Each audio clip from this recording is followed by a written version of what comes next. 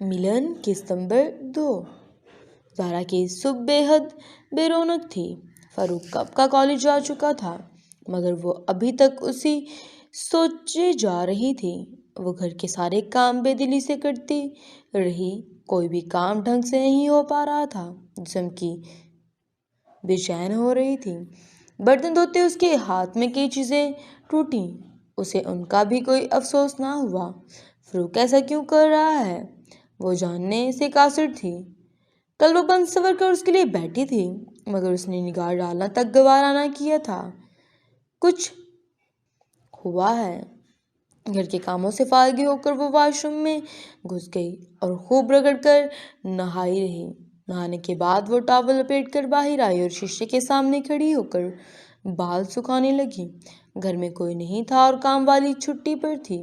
उसने मोबाइल उठाया और फारूक को यके बाद दीगर कई मैसेजेस किए। खिलाफ तवक्का फौरन जवाब आया था। उसने एक हाथ में टॉवल संभालते हुए लपक कर फ़ोन उठाया। मैं आज ज़रा लेट हो जाऊंगा, तुम खाना खा लेना। ये मैसेज पढ़कर उसका दिल बुझ गया।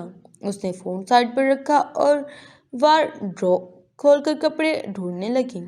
टॉवल उसने एक हाथ से थाम लिया था। इस समय उसकी पुश्त पर एक खटका सा हुआ और उसे लगा जैसे खिड़की में एक हियोला सा गुजरा हो, मगर वहाँ कोई नहीं था। अपना वहम लगा। उसने इत्मीनान से कपड़े बदले और सोफे पर बैठकर मुख्तलिफ चैनल बदलने लगी। कहीं टॉक शो चल रहे थे, कहीं ड्रामे और कहीं हिंदी फिल्में, मगर उसका दिल किसी चीज़ में नहीं लग रहा था। वो फारूक के बारे में सोचने जा रही थी। अगर आज उसने अपना रवैया ना बदला तो वो उससे खफा हो जाएगी, ज़ारा ने सोच लिया था।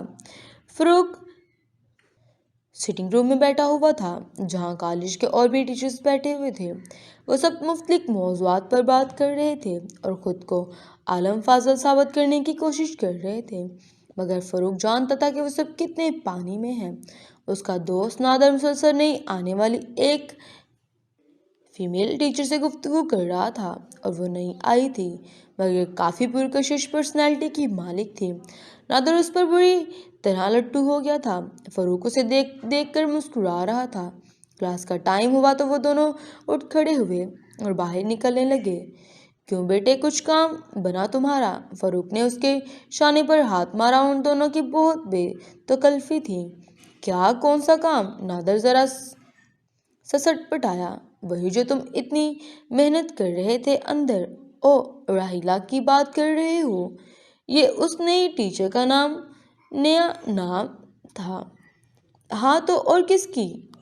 भाव नहीं दे रही तुम्हें? लगता है कि दोनों का कॉरिडोर में साथ साथ चल रहे थे। नादर ने ठंडी सांस ली।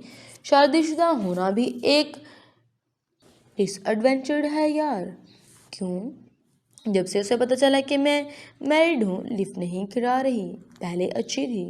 नादर बोलता रहा, मगर फारूक ज़रा सा चौंक गया। शादी तो उसकी भी हुई थी, तो क्या उस वजह से वो माहरा के कुर्ब हासिल नहीं कर पाएगा?